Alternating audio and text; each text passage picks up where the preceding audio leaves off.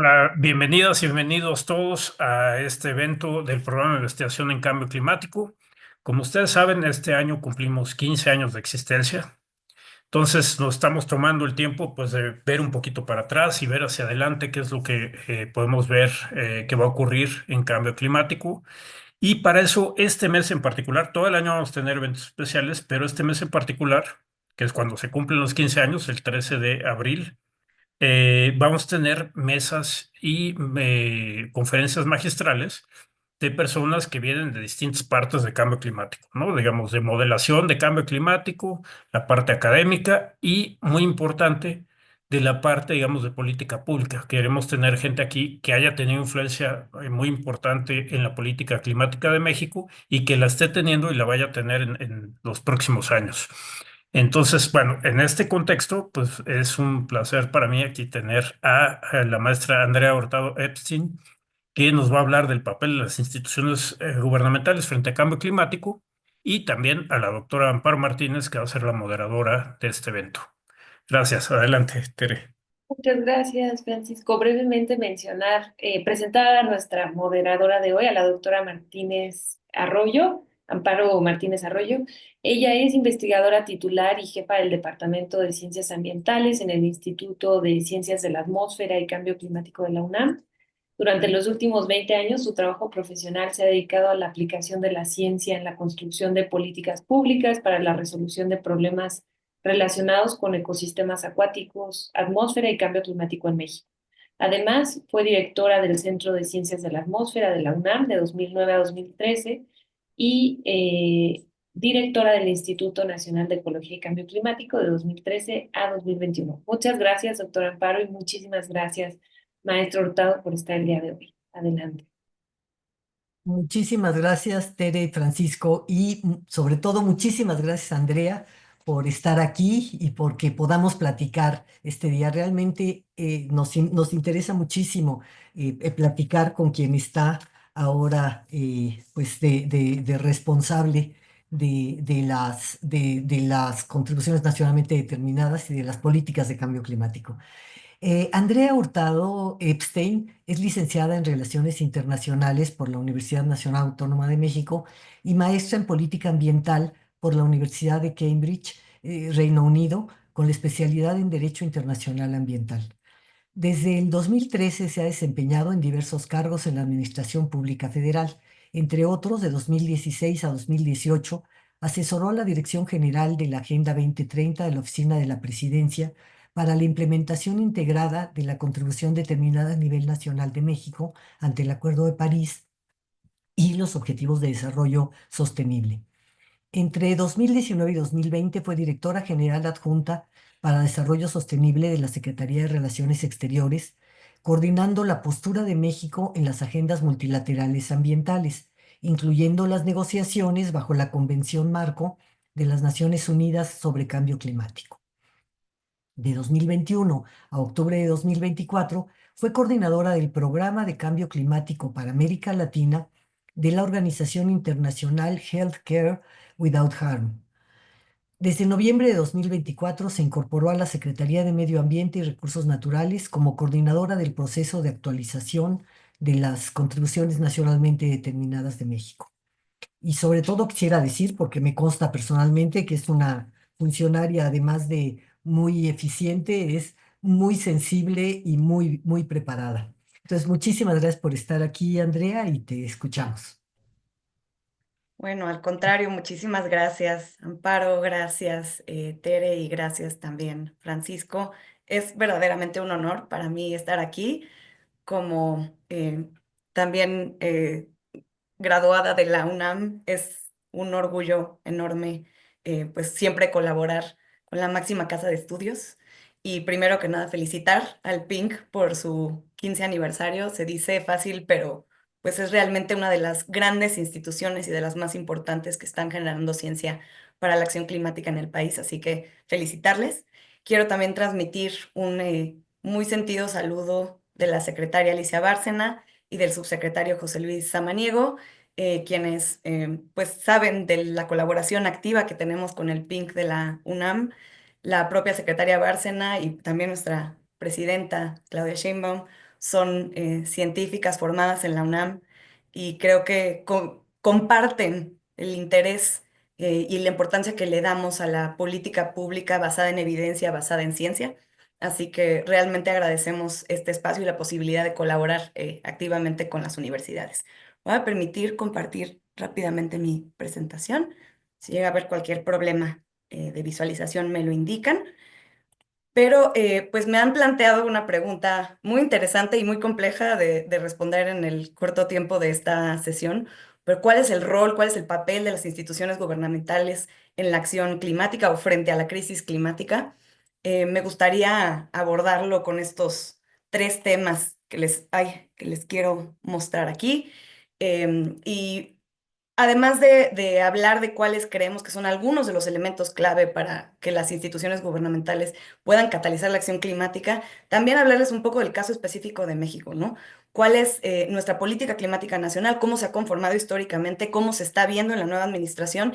Y particularmente, como decía la doctora Martínez, la NDC de México, ¿no? La contribución determinada a nivel nacional, cómo ha sido construida a lo largo del tiempo, dónde estamos ahora y hacia dónde nos dirigimos en esta política clave, estas grandes líneas directrices que nos van a marcar el rumbo en los próximos 5 años y también en una trayectoria de largo plazo. La primera parte de la presentación pretende de manera no exhaustiva plantear algunos de los elementos clave de cómo fungen o cómo debiesen fungir los gobiernos y las instituciones gubernamentales en la facilitación de una acción climática que nos permita hacer frente a la crisis climática. Bueno, como decía, las instituciones gubernamentales tienen un papel insustituible como articuladoras, facilitadoras, reguladoras de una acción climática que pueda realmente ser efectiva. El cambio climático representa una crisis civilizatoria. Absolutamente todo lo que hacemos, la energía que utilizamos, cómo nos movemos, qué comemos, de dónde viene lo que comemos, todo esto genera emisiones de gases de efecto invernadero y al mismo tiempo sus impactos ponen en riesgo a nuestras comunidades, a nuestros ecosistemas, a nuestros sistemas productivos, a nuestra infraestructura estratégica. En fin, por eso realmente hay que entender que el cambio climático es una problemática que aborda tantos aspectos de la vida diaria de las personas que hacerle frente significa impulsar una transformación sistémica que solo puede coordinarse efectivamente desde las instituciones públicas. En sistemas democráticos, los gobiernos representan los intereses del pueblo que les eligió y por eso deben velar por el bienestar colectivo, ¿no? Lo que significa mediar entre múltiples intereses en conflicto. Los gobiernos no pueden ser meros espectadores en la lucha contra el cambio climático, tienen que ser los arquitectos de la transición hacia una economía sostenible y resiliente. Y en la realidad esto es complejo, ¿no?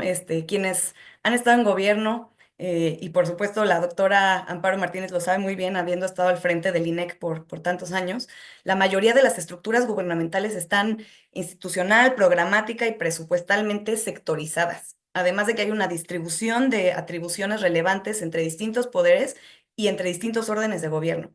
Entonces, quizá el principal reto para los gobiernos nacionales es garantizar la coherencia de las políticas públicas y trascender estos hilos sectoriales para impulsar una sola hoja de ruta de la acción climática que sea capaz de abordar la crisis climática en toda su complejidad, con acciones coordinadas, justas y ambiciosas, que trasciendan ciclos políticos y conecten a múltiples actores y sectores. Y para abordar estos temas y sus especificidades en México, me gustaría primero ahondar en algunos de estos elementos clave del papel que tienen las instituciones gubernamentales, como decía, de una manera pues no exhaustiva, ¿no? Andrea, Perdón la interrupción. Ya. no, ya, nada, olvídalo. Bien, perfecto. El primero de los elementos que me gustaría destacar es el papel que tienen los gobiernos en el ordenamiento de los procesos de descarbonización de la economía. Los gobiernos deben establecer el rumbo y las reglas del juego para una transformación económica que sea ordenada y que sea justa. Eso también es clave, ¿no? Ante la urgencia climática, corresponde a las instituciones públicas señalar trayectorias claras de descarbonización que permitan a todos los actores económicos planear adecuadamente en el mediano y largo plazo. Y también le corresponde al gobierno crear los instrumentos económicos necesarios para alinear a los mercados con los objetivos de largo plazo de la política pública. Un marco regulatorio coherente nos va a permitir reducir los costos de la transición y evitar decisiones contradictorias que generen los famosos trade-offs, pero que también nos permitan maximizar cobeneficios y pues evitar estos trade-offs en materia de inversiones, pero también problemáticas, por ejemplo, de activos varados en una mala planeación del desfasamiento de los combustibles fósiles. Entre los instrumentos clave que se pueden impulsar desde el gobierno para inducir una descarbonización ordenada, que impulse la economía nacional, que garantice una distribución equitativa de los beneficios de la transición, se encuentran, por supuesto, la elaboración de planes nacionales de descarbonización con hitos y metas sectoriales verificables. Aquí, por ejemplo, en el caso del gobierno en México, a nivel de la Administración Pública Federal, tenemos el Programa Especial de Cambio Climático, entre otros instrumentos que mencionaré después, pero es clave que haya señales claras para todos los actores de la economía y para todos los actores sociales de hacia dónde vamos y cuáles son esas rutas óptimas de descarbonización. Y en la modelación de estas es que es clave, entre muchos otros aspectos de la política climática, la colaboración con la academia, con instituciones científicas, y de investigación para garantizar que la planeación y la toma de decisiones en política pública sea informada por la mejor ciencia disponible y basada en evidencia. Por supuesto, los sistemas de precio al carbono que internalicen externalidades. Mencionaré también algunas cuando hablemos de la política nacional, pero en efecto, tener instrumentos de precio al carbono que nos permitan garantizar que el que contamina paga, ¿no? Estándares progresivos de diferentes tipos, ¿no? Con normas oficiales mexicanas y otros instrumentos que nos garanticen una transición hacia eficiencia energética, reducción de emisiones y otros elementos clave de la política climática. Y por supuesto, taxonomías para inversiones sostenibles que nos permitan orientar los flujos financieros. Esto es algo que ha avanzado mucho México con el liderazgo de la Secretaría de Hacienda. Se trata no nada más de orientar flujos financieros hacia las actividades positivas que queremos para la transición, sino también desincentivar la inversión continuada en los combustibles fósiles y en actividades extractivas o altamente contaminantes que no nos permiten avanzar en la dirección adecuada, ¿no? Y para que las instituciones públicas puedan ofrecer claridad a largo plazo mientras mantienen una flexibilidad suficiente para adaptarse a nuevos conocimientos científicos y realidades tecnológicas, de nuevo, es clave la interacción constante entre la academia y las instituciones públicas que lideran la toma de decisiones. Después me gustaría también destacar el elemento de evidentemente, la movilización del financiamiento y otros medios de implementación. Si bien es cierto que en el marco del régimen climático internacional hay una discusión activa todavía muy lejos de acabarse sobre cómo movilizar los medios de implementación para la acción climática y con el principio de responsabilidades comunes pero diferenciadas, sobre todo cómo desde los países industrializados a los países en vías de desarrollo se transmiten el financiamiento, la tecnología y la creación de capacidades para el cumplimiento. También es cierto que hay un rol importantísimo del gobierno para fungir como desbloqueador de estos flujos financieros y canalizador de recursos para la transición climática. La brecha financiera para la acción climática no se va a resolver espontáneamente. Sabemos que nos hacen falta billones para lograr los objetivos que tenemos tanto en mitigación como en adaptación y pérdidas y daños, y se requiere una intervención gubernamental estratégica para movilizar tanto capital público como privado hacia donde más se necesita.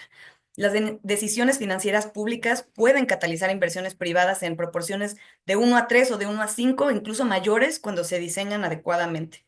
Por eso aquí entre los instrumentos clave que menciono están los fondos climáticos nacionales e internacionales. Aquí hay un papel bien importante de gobierno de crear este pipeline, como le dicen en inglés, de proyectos bancables, bien formulados, que sean susceptibles de bajar fondos de los distintos mecanismos financieros que existen a nivel nacional e internacional, las garantías públicas que reduzcan el riesgo de las inversiones, algunos instrumentos muy específicos como los bonos verdes soberanos.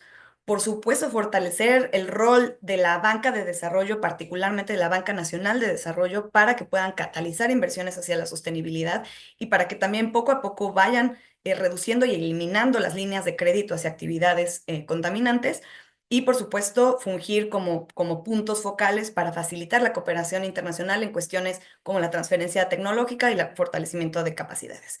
Y aquí nada más destacar que el verdadero costo no está realmente en financiar la transición, sino en postergarla. Cada dólar invertido hoy nos ahorrará cientos de miles en futuros años, y esto es algo que el PINC ha trabajado mucho y que nos sirve para realmente priorizar hacia dónde focalizar fondos de manera urgente. Otro elemento clave del rol de gobierno, y aquí me estoy metiendo, ay, perdón, creo que me pasé de una lámina. me estoy de alguna manera metiendo un poco más a fondo en el tema de medios de implementación, pero me parece particularmente importante el tema de la innovación tecnológica.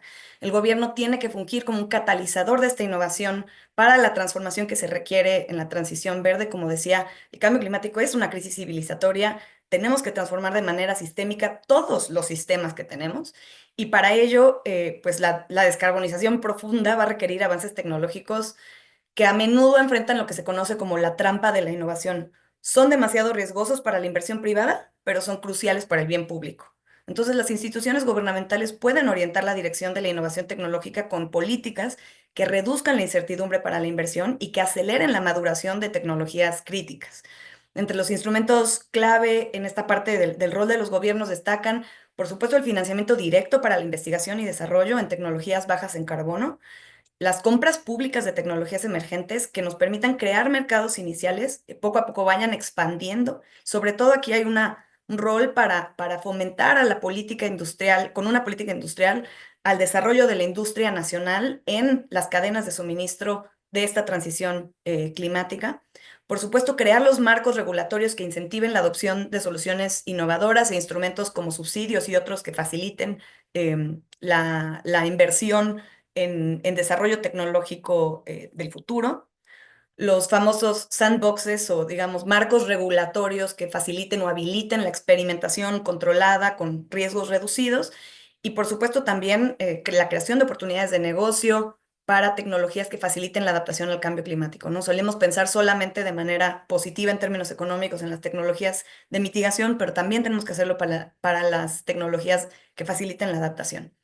Y aquí, bueno, creo que un ejemplo clave o quizá el de los más conocidos es el desarrollo de energías renovables. En algunos países que han logrado impulsarlas a gran escala, aquí hay el ejemplo perfecto de cómo el apoyo gubernamental dirigido, estratégico, que en un inicio se ve en la forma de inversiones en investigación y desarrollo, subsidios estratégicos, regulaciones favorables, han transformado tecnologías que fueron marginales en soluciones competitivas y dominantes que hoy en día son económicamente viables a escala, ¿no? Entonces, este respaldo gubernamental para facilitar la innovación tecnológica es uno de estos papeles clave. Otro elemento es, por supuesto, la proyección y prevención del riesgo climático, ¿no? Sabemos que las instituciones gubernamentales pues tienen sobre todo, ¿no? Y el gobierno en la teoría política más esencial y básica debe velar por la seguridad y el bienestar de su población, ¿no? Y entonces, frente a amenazas climáticas, considerando además que el cambio climático multiplica y amplifica los riesgos existentes y crea nuevos, ¿no? Entonces, esto crea vulnerabilidades sistémicas que solo pueden gestionarse efectivamente desde una visión integral de Estado. Entonces, la anticipación y adaptación proactiva requieren capacidades de monitoreo, de análisis y coordinación y otras que las instituciones públicas pueden y deben sostener a la escala necesaria, si bien se requiere una cercana colaboración con actores sociales que trabajan en el territorio, porque la adaptación pues, es un proceso que depende mucho de las condiciones y el contexto local y por ende trabajar con actores sociales en el territorio que conocen mucho mejor las condiciones y necesidades locales es clave, ¿no?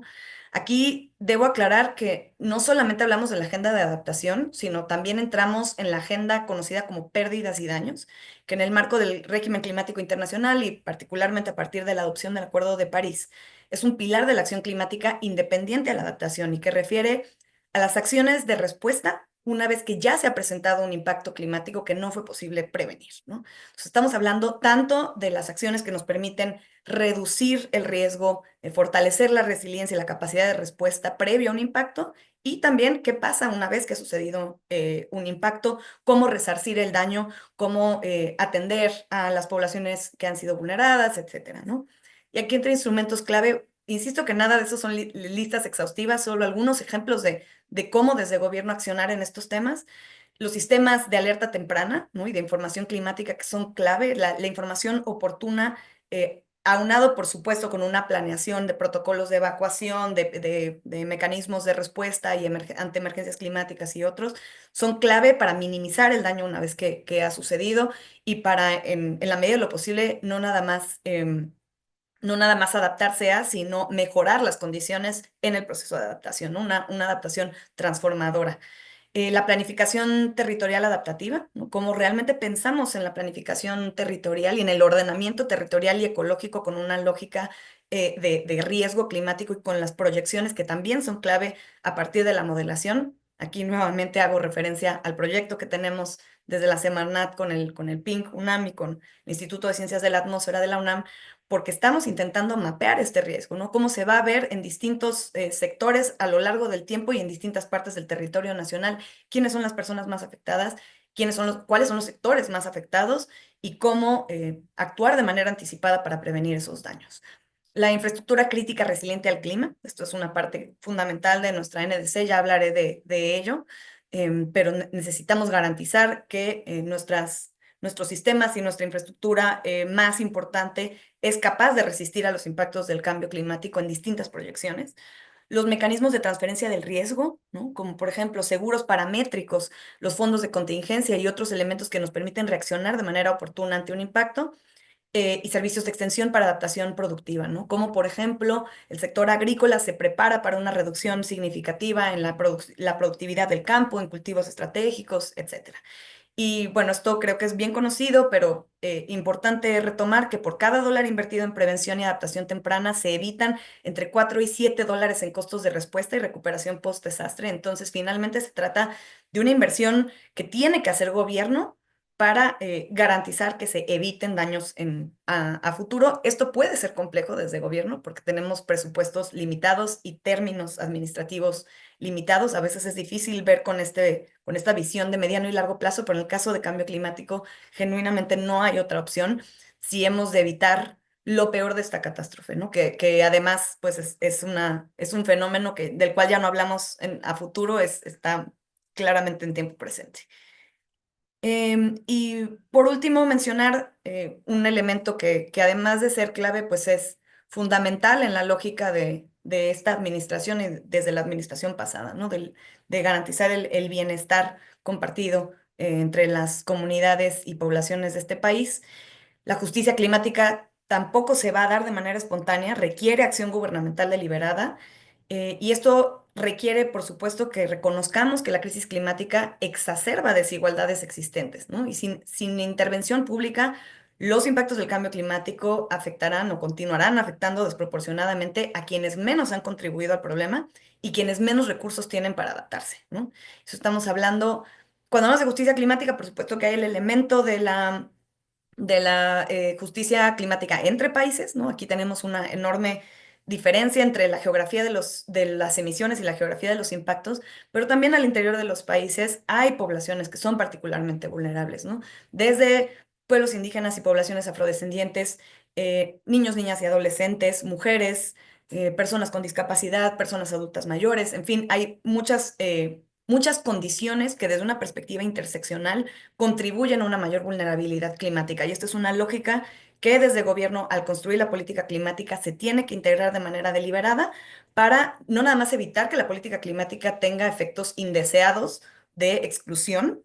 Por ejemplo, cuando hablamos de la transformación económica hacia la neutralidad climática, tenemos que diseñarla para generar oportunidades inclusivas y que eviten nuevas formas de exclusión o pobreza, ¿no? Aquí también estamos hablando de la transición justa de la fuerza laboral que pues sale de los sectores que están, por ejemplo, el de los combustibles fósiles, ¿no? Y buscar su reintegración a la fuerza productiva. Entonces, aquí entre los instrumentos clave a mencionar, pues estamos desde programas de transición justa para estos sectores y regiones dependientes de industrias intensivas en carbono, los subsidios focalizados para tecnologías limpias en hogares vulnerables y también para el reforzamiento de la infraestructura en preparación a impactos climáticos. Incluso por aquí podríamos hablar de la reubicación planeada de algunas poblaciones y comunidades que se encuentran en zonas de alto riesgo donde no se anticipa una mejoría o que no existan posibilidades de un proyecto de infraestructura que permita que ese espacio pueda ser habitable en el largo plazo. La protección social adaptativa ante eventos climáticos extremos y también de degradación de largo plazo, ¿no? Los famosos slow onset events, que también requieren una atención directa desde gobierno, con distintos instrumentos que se pudieran echar a andar. La participación significativa de las comunidades afectadas en la planificación climática es clave, ¿no? Aquí, sobre todo, México como signatario del Acuerdo de Escazú se ha comprometido a garantizar una participación pública, significativa y real en los procesos de toma de decisiones de la política pública en materia ambiental. Y el cambio climático no es diferencia, o más bien no está excluido de esto. También el acceso a la información en materia ambiental y también el acceso a la justicia en materia ambiental.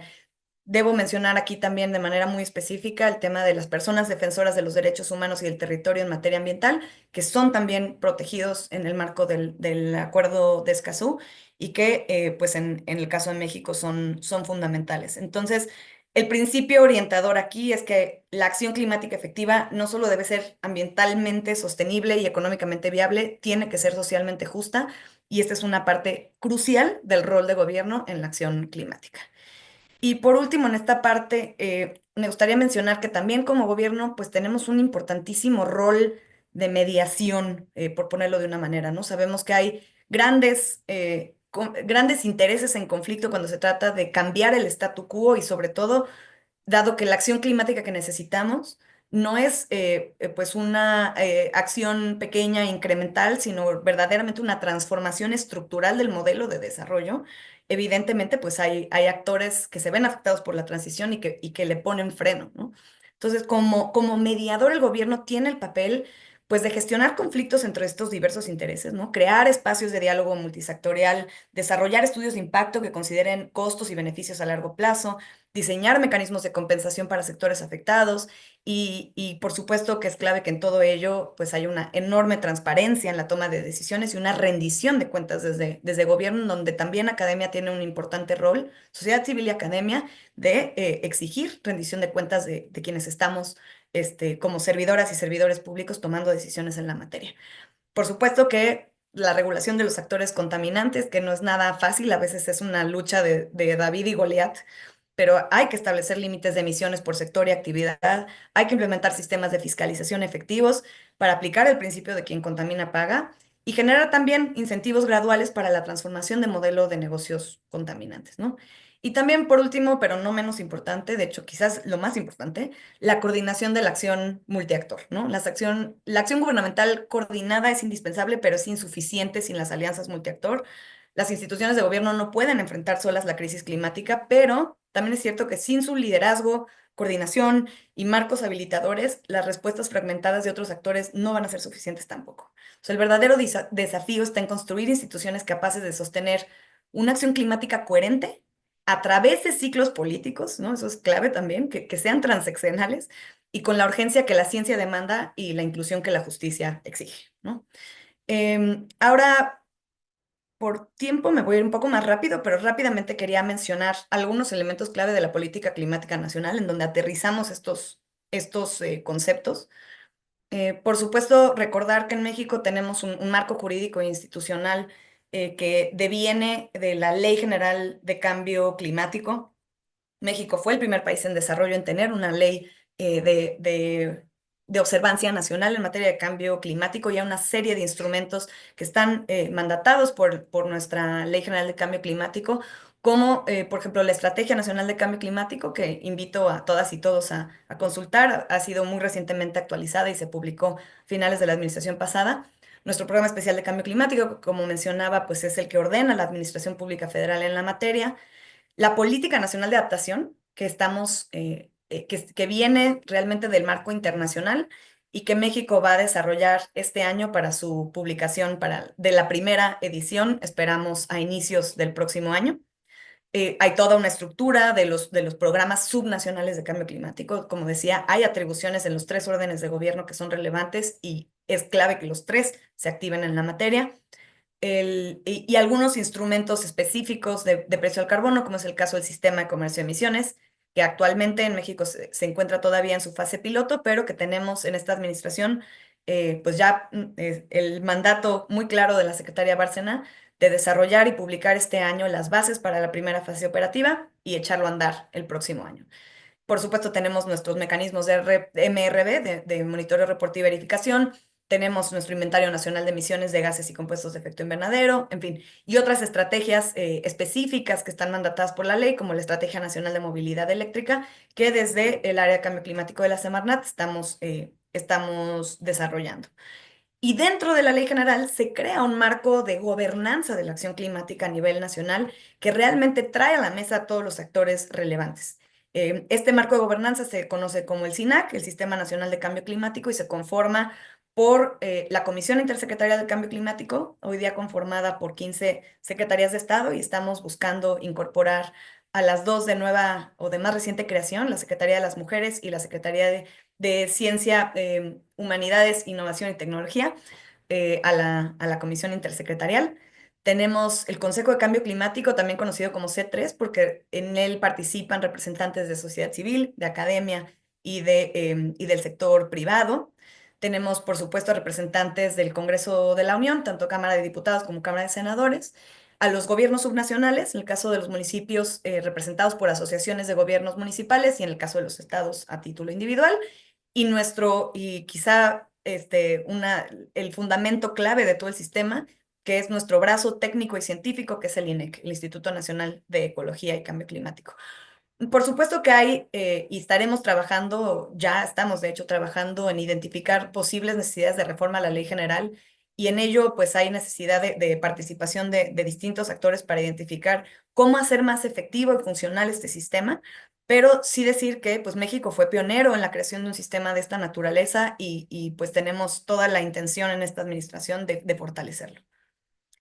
En el marco programático, como ustedes saben, todo deriva del instrumento rector y principal de gobierno, que es el Plan Nacional de Desarrollo. Y aquí quisiera destacar, además de otros programas como el Programa Sectorial de Medio Ambiente, que ya está en construcción y del cual devendrá nuestro próximo Programa Especial de Cambio Climático y otros, es importante destacar que de nuestro Plan Nacional de Desarrollo, que está vigente ya para toda esta administración, pues hay un eje general específicamente dedicado a desarrollo sostenible, y dentro de este un objetivo que habla de reducir las emisiones contaminantes y fortalecer la resiliencia climática, ¿no? Esto pues es relativamente nuevo, al menos en esta formulación, y hay toda una serie de estrategias y líneas de acción que creo que es importante revisar para entender cómo estamos formulando la visión de la acción climática. Y en ese sentido, sí decir, y esto es pues sobre todo la visión que tiene la secretaria Bárcena, que quienes la han visto hablar antes y la conocen, saben que pues estuvo al frente por muchos años de la Comisión Económica para América Latina y el Caribe, y desde ahí pues trae esta visión de impulsar el desarrollo sostenible de manera integral y armonizada entre sus tres dimensiones, la económica, la social y la ambiental. Y particularmente en el marco de lo ambiental, ahí se mencionan algunas de las prioridades de la política ambiental de esta administración, pero sí quisiera destacar que lo que la secretaria Bárcena ha llamado la política ambiental y ecológica humanista básicamente refiere a hacer apuestas sectoriales que nos permitan no nada más impulsar la resiliencia o sectores que sean importantes o clave por su alto potencial de mitigación, sino también impulsar cambios en sectores que tengan una posibilidad de contribuir al desarrollo social, porque, por ejemplo, son intensivos en empleo y permiten la creación de muchos nuevos empleos dignos y de alta calificación, sino que también con una política industrial adecuada nos permitan, como decía hace un momento, impulsar a la industria nacional para producir en México las cadenas de valor pues de toda la transición que tiene que hacer la economía. Y con esto, no nada más hacer algunos cambios incrementales a lo largo del sexenio, sino verdaderamente transformar el modelo de desarrollo, ¿no? Ver la acción climática como una oportunidad para lograr lo que la presidenta llama prosperidad compartida dentro de los límites planetarios. Y para ello, por último, muy rápidamente, hablarles de la NDC, ¿no? Porque la NDC va a ser este gran instrumento rector, o ha sido, que nos plantea el norte, hacia dónde vamos, y en función de ello, cómo alinear y estructurar todos estos otros instrumentos programáticos y legales que nos permiten actuar desde gobierno en coordinación con los distintos actores de la sociedad. Como ustedes saben, la NDC es un instrumento creado en el marco del Acuerdo de París, por medio del cual los países presentamos a la comunidad internacional cuáles son nuestras contribuciones al cumplimiento de los objetivos globales del Acuerdo de París. tanto en materia de mitigación como de adaptación, ¿no? México fue el primer país en desarrollo en presentar lo que entonces era una INDC, una contribución prevista y determinada a nivel nacional, previo a la adopción del Acuerdo de París, y desde ahí nos planteamos una meta de reducción de emisiones de 22% de gases de efecto invernadero y de 51% de carbono negro. México también innovó en ello, en incluir un contaminante como de vida corta como el carbono negro y integrar un componente de adaptación que no es obligatorio para los países, ¿no? Y que México sí lo hizo. Eso con tres enfoques, ¿no? El de adaptación basada en comunidades, en ecosistemas y en riesgos, sobre todo con el enfoque de infraestructura. La NDC se tiene que actualizar cada 5 años, según el Acuerdo de París, y por tanto en 2020 presentamos nuestra NDC 2.0. En su momento, la primera versión refrendó la meta de reducción de emisiones del 22% y sobre todo enfocó el aumento de ambición en la creación de 5 ejes de adaptación con sus respectivas medidas sectoriales, que también fue una innovación importante.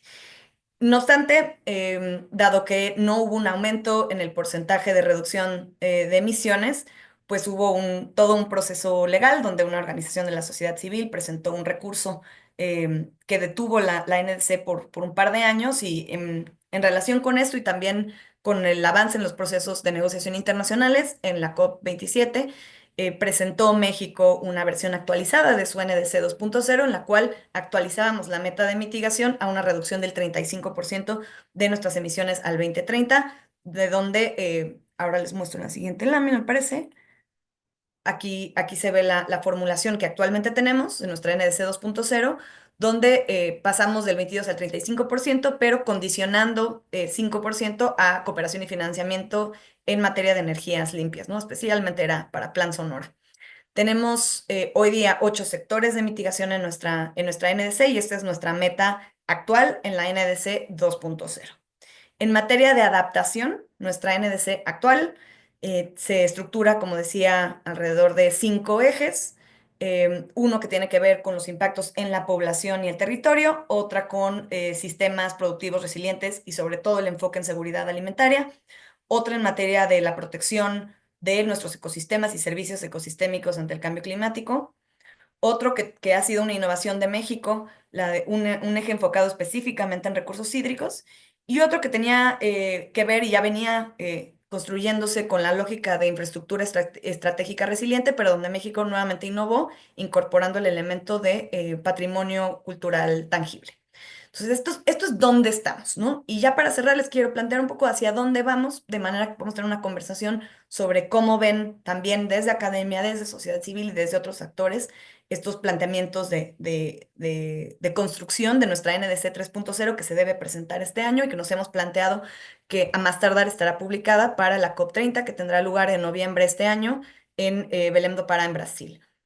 En materia de adaptación, decir que, bueno, como creo que ya había mencionado, estamos en el proceso de desarrollar nuestra primera política nacional de adaptación. Aquí hago el énfasis de que si bien en inglés es Plan Nacional de Adaptación, ¿no? National Adaptation Plan, o NAP por sus siglas en inglés, en México hablamos de una política nacional de adaptación porque la denominación Plan Nacional es exclusiva para el Plan Nacional de Desarrollo, pero es lo mismo, es nuestra NAP. Y hemos recibido un apoyo del Fondo Verde del Clima para desarrollarla a lo largo de este año. También destacar que estaremos incluyendo en la NDC, en el componente de adaptación, un nuevo eje, un eje 6, vinculado a la seguridad nacional, que nos permita prevenir y atender conflictos socioambientales vinculados a los impactos del cambio climático. Y un elemento que también añade a la ambición de México en su NDC es crear un nuevo componente en materia de pérdidas y daños, ¿no? Como decía, esto se trata de un componente independiente del de adaptación, si bien muy, muy relacionado, que nos permita responder oportunamente a los impactos climáticos que ya han sucedido, ¿no?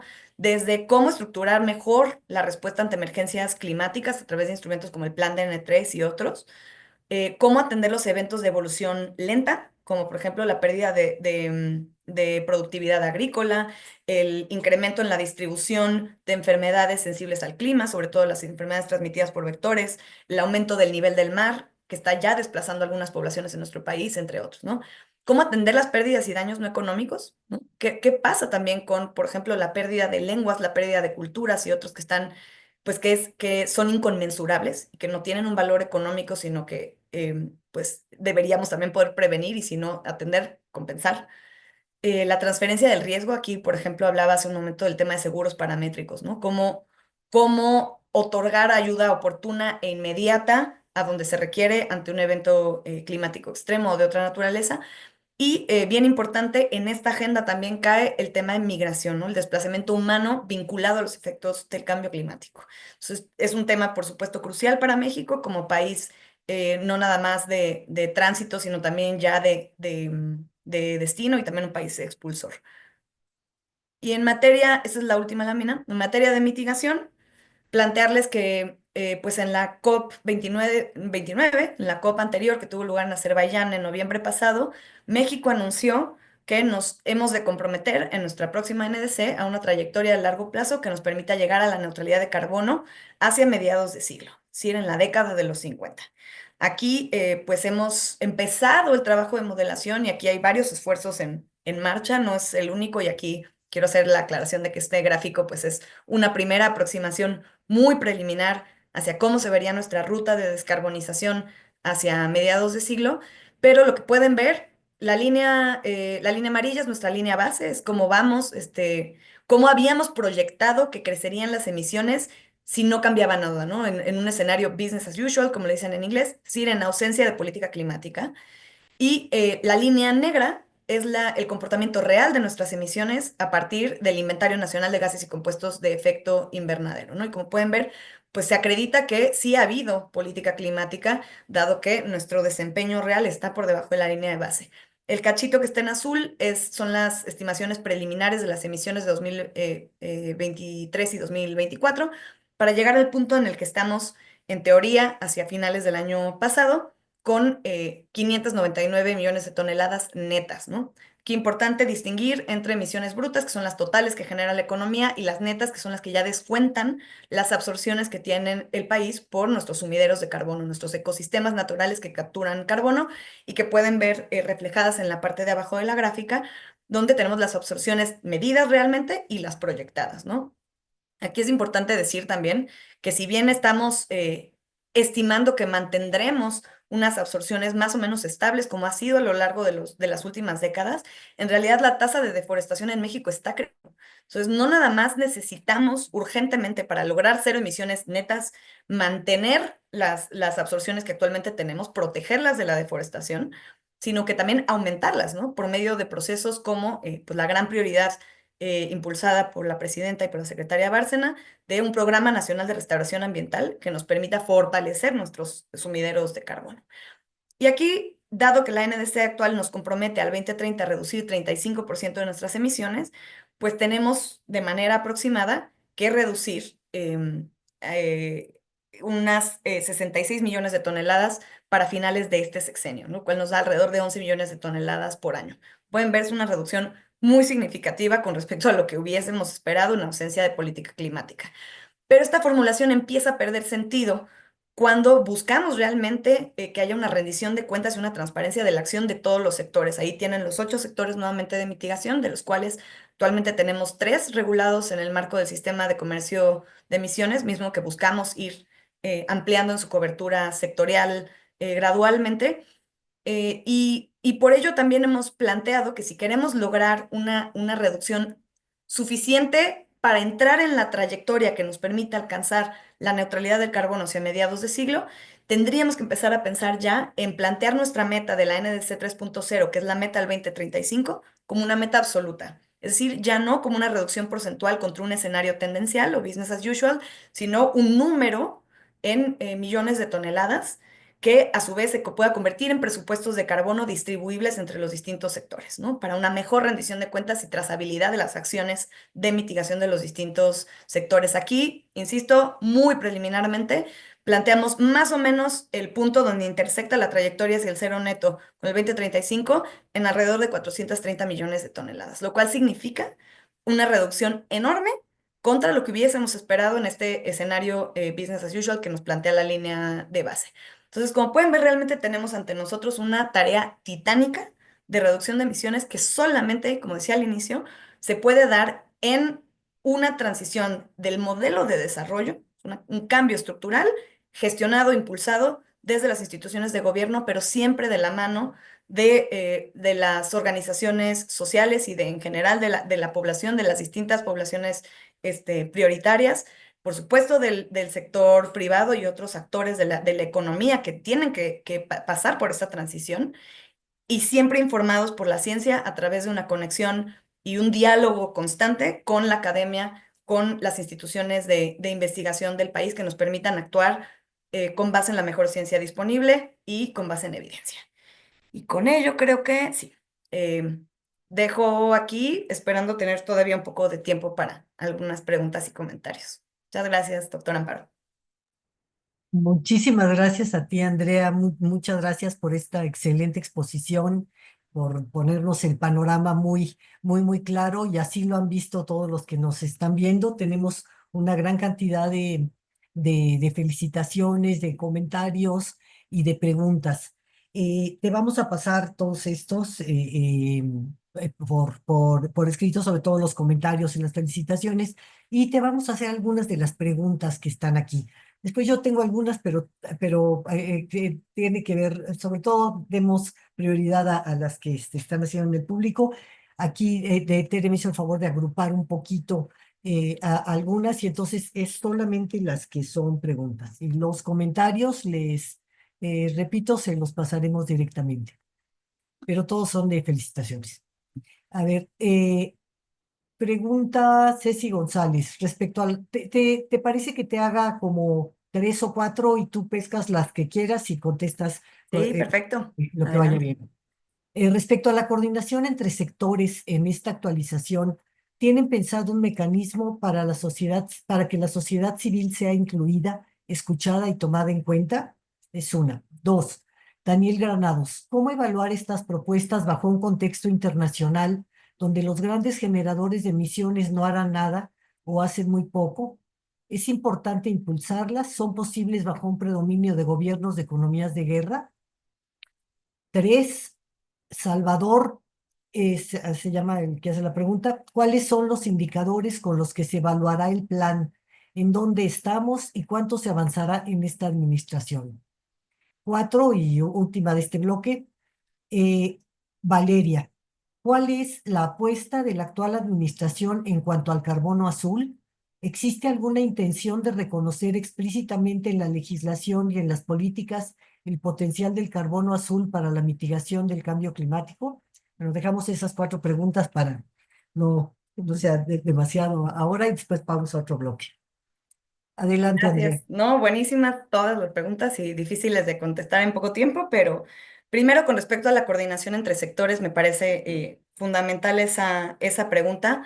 El primer paso que ya arrancó en las últimas semanas fue el de abrir una serie de diálogos sectoriales entre instituciones de la Administración Pública Federal, no nada más secretarías de Estado, sino desconcentrados y descentralizados que tienen atribuciones en la materia, para hacer un diagnóstico de dónde estamos realmente, cuáles son las medidas sectoriales que actualmente respaldan a nuestra NDC, en qué grado han sido efectivas, cuáles han sido bloqueadas, cuáles incluso, por ejemplo, ya son obsoletas, y cuáles son los nuevos paquetes de medidas sectoriales que podemos impulsar para respaldar el incremento de ambición tan importante que vamos a hacer en esta nueva NDC 3.0. Y a partir de este primer planteamiento que como gobierno federal podamos poner de manera coordinada y coherente en la mesa, abriremos, y de hecho ya estamos planeando, y se va a informar por todos los medios, incluyendo todas las redes sociales y este sitio web y demás de la Semarnat, una serie de consultas multiactor, donde tendremos consultas desde por grupos de interés, llámese academia, sector privado, sociedad civil, gobiernos subnacionales, por supuesto, pero también consultas por grupos prioritarios, como pueden ser pueblos indígenas, comunidades afrodescendientes, mujeres, infancias, juventudes, es decir, aquellos actores que por su naturaleza y características requieren de una consulta específica para realmente reflejar sus visiones. Y por último, también una serie de consultas por temas transversales, ¿no? Es importante que que no todo es mitigación, adaptación o pérdidas y daños, que son los tres componentes sustantivos, sino que también tenemos alguna necesidad de incorporar de manera transversal principios como la equidad intergeneracional, ¿no? Como estamos desde gobierno actuando con una lógica de conservar el patrimonio natural y el bienestar para las generaciones futuras, el tema de transición justa, el tema, por supuesto, de derechos humanos y género que se da en el ámbito del desarrollo de nuestro primer plan de acción de género, derechos humanos y cambio climático, que estamos coordinando junto con Relaciones Exteriores y la ahora Secretaría de las Mujeres y el INEC. En fin, está planeado y estará siendo anunciado de manera muy amplia una serie de consultas donde habrá oportunidad de participación de todos los actores de la sociedad. De hecho, tenemos el mandato muy explícito de la secretaria Bárcena de asegurar que nuestro proceso de consulta sea en estricto apego al acuerdo de Escazú, lo que significa que deben ser consultas no nada más oportunas e informadas, sino que también tengan una posibilidad real de incidir en la construcción de la NDC. Entonces, eso les pedimos que estén atentas y atentos a las redes y otros medios de información de la Semarnat para que puedan hacer parte de ello. Y una vez que tengamos además un borrador avanzado de la NDC, saldrá a consulta pública vía CONAMER, ¿no? De manera digital para facilitar la participación de distintos actores. Con respecto al tema de las industrias contaminantes, ese es quizá uno de los más grandes retos que tenemos actualmente. Es importante decir que en el programa piloto del sistema de comercio de emisiones, que es quizá el instrumento más avanzado, desarrollado que hoy ya tenemos para regular desde cambio climático, porque por supuesto Semarnat regula las industrias contaminantes desde distintos ámbitos, no todos ellos caen en el marco de la acción climática, pero desde el sistema de comercio de emisiones tenemos hoy día regulados a energía, es decir, generación eléctrica y sector petróleo y gas, y al sector industrial, ¿no? Con sus respectivos subsectores. No es nada más porque son de los sectores más contaminantes actualmente en el país, sino también porque son en su mayoría pues fuentes fijas, ¿no? Fuentes directas de CO2, que es lo que hoy día podemos medir y verificar, lo cual es una condición esencial de un sistema de comercio de emisiones. No obstante, como mencionaba, tenemos la lógica de ir ampliando progresivamente la cobertura sectorial del sistema de comercio de emisiones para eventualmente poder cubrir a toda la economía. El gran reto metodológico y práctico de ello es que otros sectores altamente contaminantes son sectores donde las unidades son dispersas o son móviles y donde no es fácil su agregación para que puedan pasar del umbral que permite la participación en el sistema de comercio de emisiones, que es una emisión de igual o superior a 100.000 toneladas de CO2 anuales, ¿no? Entonces, por ejemplo, les doy el caso de transporte. El autotransporte es la principal fuente de emisiones del país. No obstante, pues, obviamente que la persona que tiene un vehículo individual es un ente regulado, disperso y más bien difícil de regular, ¿no? Entonces, ahí estamos buscando cuáles son las alternativas para empezar a trabajar, por ejemplo, con los sistemas públicos estatales de transporte, porque además ahí es donde está la atribución, no en el gobierno federal. Cómo podemos, por ejemplo, ir integrando a grandes empresas transportistas, por ejemplo, las de autobuses, la propia aviación civil en vuelos nacionales y otros que pudieran ser susceptibles de regulación en una primera instancia, ¿no? Pasa lo mismo con el sector agropecuario, que también es de los grandes contribuyentes a las emisiones del país, pero donde hay unidades productivas muy pequeñas y dispersas que son difíciles de regular y son también difíciles de monitorear en términos de las emisiones reales verificadas que son la base para la asignación de derechos de emisión en el sistema de comercio de emisiones. Entonces, es algo en lo que estamos trabajando, pero es algo que también requiere, pues, no nada más una gran coordinación y colaboración con el sector privado, sino también un fuerte respaldo social y académico para entender dónde están las avenidas para continuar expandiendo la regulación en este y otros instrumentos, incluyendo instrumentos de precio al carbono, como son los impuestos, el impuesto federal, los impuestos estatales al carbono. En términos de indicadores, esa es una pregunta importantísima. En el Programa Especial de Cambio Climático sí se crean indicadores específicos para cada medida sectorial que se adopta. Es difícil dar ahorita un listado de indicadores porque cada medida específica requiere su propio marco de monitoreo o su medio de verificación para entender si en efecto estamos avanzando. Y aquí quisiera destacar el reto que particularmente representa la medición en materia de adaptación. si bien no es fácil, y la doctora Amparo lo sabe porque el INEC es la institución que lleva la actualización y publicación de los inventarios nacionales de gases y compuestos de efecto invernadero, finalmente en mitigación hay una métrica clara de cómo, para entender cómo se avanza, ¿no? Y hay estos retos en los sistemas de MRV para realmente atribuir una reducción de emisiones específica y cuantificarla, etcétera, pero hay una métrica clara. En adaptación es mucho más complejo. Hay un proceso a nivel global para determinar los indicadores de la meta global de adaptación, que es también todo un proceso que derivó de la adopción del Acuerdo de París, porque si bien en mitigación tenemos muy claro que el objetivo es no rebasar los 2 grados centígrados de calentamiento global promedio para finales de este siglo y con esfuerzos para mantenernos en 1,5, que es realmente lo que deberíamos apuntar, en adaptación no existía algo equivalente. Entonces se abrió toda una línea de discusión y negociación en el ámbito internacional para crear una meta global de adaptación y hay hasta el momento propuestos una batería de más de 200 indicadores que están a negociación para poder dar un seguimiento a un proceso que es pues muy contingente sobre las condiciones locales, ¿no? Entonces hay un enorme reto para un trabajo muy de la mano nuevamente con la sociedad civil, con las organizaciones que trabajan en el terreno y por supuesto con la academia y las instituciones de investigación. Entonces, más que una respuesta, y es una invitación a colaborar en la construcción de este marco de monitoreo sólido, pero también suficientemente flexible para realmente reflejar la realidad, sobre todo en materia de adaptación y pérdidas y daños. Y por último, en tema de carbono azul, la Dirección General de Políticas de Acción Climática de la Semarnat tiene dentro de sus mandatos desarrollar y publicar una estrategia nacional de carbono azul. Sí estamos empezando apenas a trabajar en ello. Aquí hay un reto bien importante y es la medición y cuantificación real de los distintos ecosistemas que pudieran ser considerados de carbono azul, ¿no? Los manglares, marismas, pastos marinos y otros, y cuál es realmente su capacidad de absorción, ¿no? Ahora les puedo compartir que en el marco del desarrollo de este Programa Nacional de Restauración Ambiental y el próximo a adoptarse Acuerdo Nacional por las Selvas, Bosques y Manglares, pues con el liderazgo de la Secretaría Bárcena estamos buscando priorizar ciertos ecosistemas estratégicos para la restauración. Por supuesto que los manglares son uno de ellos no nada más por el importante papel que juegan en cuanto a como barreras naturales y como protección climática ante tormentas y otros tipos de impactos climáticos, también pues son los ecosistemas que más carbono absorben, ¿no? Pero hay un enorme reto metodológico para entender realmente cuánto absorben. Hoy día no hay un dato homogéneo y aceptado ni a nivel nacional ni a nivel internacional de cuánto absorben. Y hay una diferencia entre lo que absorbe una hectárea de manglar prístino y lo que absorbe una hectárea de manglar restaurado, ¿no? E incluso el restaurado, pues tiene una curva a lo largo del tiempo, ¿no? Empieza con una absorción muy limitada, a lo largo del tiempo va subiendo su absorción y eventualmente llega a estabilizarse en una absorción óptima. ¿Cuánto tiempo tardan distintas especies de manglar en llegar ahí? ¿Bajo qué condiciones?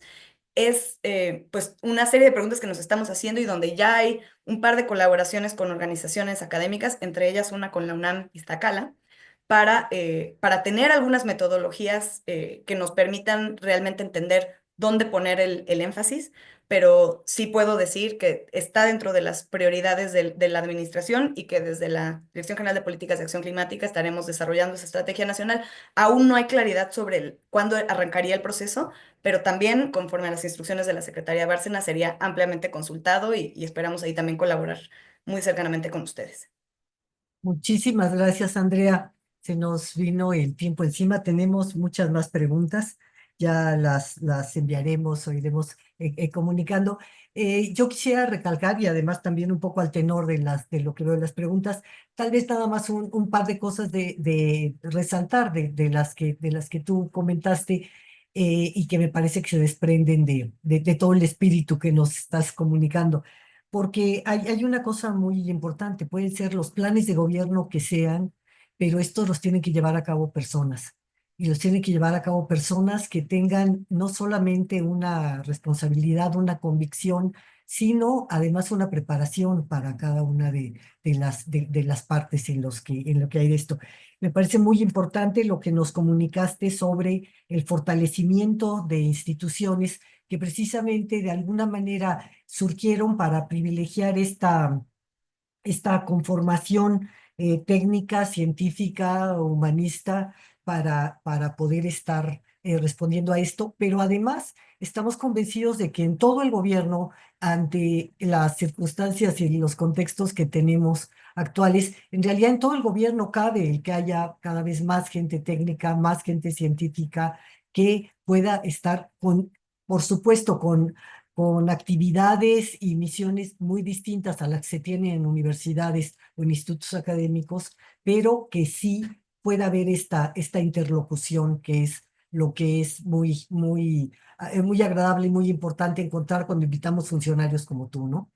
Entonces, muchísimas gracias por eso. Vamos a tratar de dar respuesta a todas las otras preguntas por aquí, pero les recordamos que queda grabada la presentación en la plataforma del PINC, entonces la pueden oír cuantas veces quieran y ahí tal vez veía que muchas de las preguntas tal vez están de alguna manera ya dichas en alguna parte y en las respuestas que dio ahora también. Entonces, bueno, pues perdón, pero el tiempo, como siempre, es el tirano aquí. Francisco, adelante. Muchas gracias, Andrea. Muchísimas gracias, Andrea, por esta visión tan completa de la parte de la política de cambio climático en México. Bueno, pues vamos a estar trabajando muy de cerca estos años. Nos da un gusto enorme tener esta colaboración con ustedes. Y pues una vez más, muchísimas gracias, Andrea. Y nada más me queda invitarlos a todas y todos a que el jueves que viene tenemos, pues digamos, es como el cumpleaños, realmente es el 13, pero el 13 pues no hay labores. Entonces, lo vamos a hacer el jueves, va a ser presencial en el auditorio renovado, casi vamos a estrenar el auditorio del Instituto de Ciencias de la Atmósfera y Cambio Climático. Y vamos a tener pues al director que nos va a dar unas palabras de bienvenida. Luego vamos a tener a Carlos Gay García, que fue el que pues inició el PINC y básicamente inició muchísimas cosas de cambio climático en México, prácticamente todo. Y después de la plática de Carlos, vamos a tener el gusto de entregar digamos, los diplomas a los ganadores del segundo premio de investigación en cambio climático en su modalidad de artículos de investigación que hicimos el año pasado. Y ahí nos va a acompañar la coordinadora de la investigación científica de la UNAM, la doctora María de Soledad Funes Argüello. Entonces, los invitamos, se pueden dar una vuelta, ahí vamos a estar en el auditorio. Y si no, pues va a haber la transmisión en Facebook y en YouTube. Muchísimas gracias. Hasta luego. Gracias, Andrea. Gracias a ustedes. Muy buena tarde. Gracias, Amparo.